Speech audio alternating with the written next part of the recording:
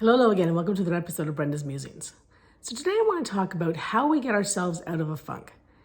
Sometimes, we wake up in the morning and for whatever reason, we're already in a bad mood. Don't know why, it just happens.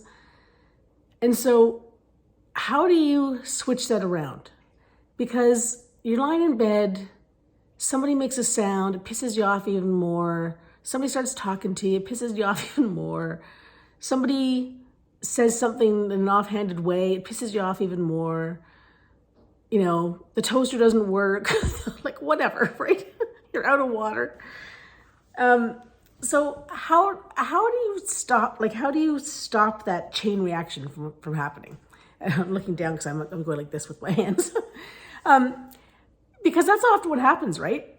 It's like one thing that puts us into a bad mood or into a blah mood or whatever is then pushed forward by all these other things that just lay on top of it.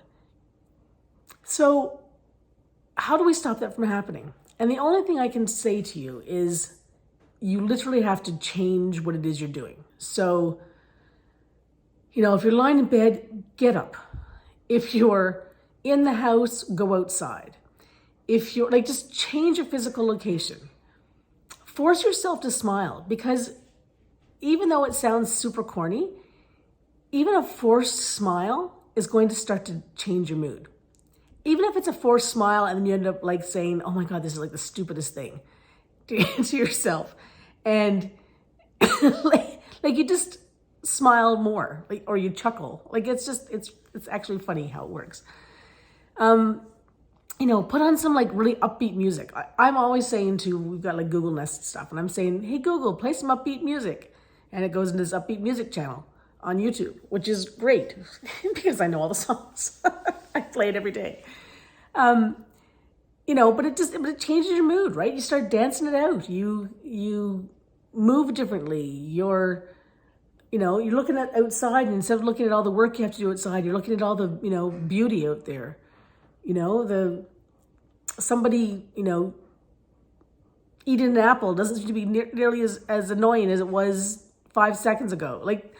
All the little things that just sort of niggle at you and drive you out of your mind suddenly don't seem to matter because your mood has changed and your outlook has changed and your energy has changed. And this is the key, because if you can change your energy, this is why working out is so important. Not that I do it very well, but why it's so important is because it changes the energy. It changes the energy within your body physically, and it changes your mental state, right?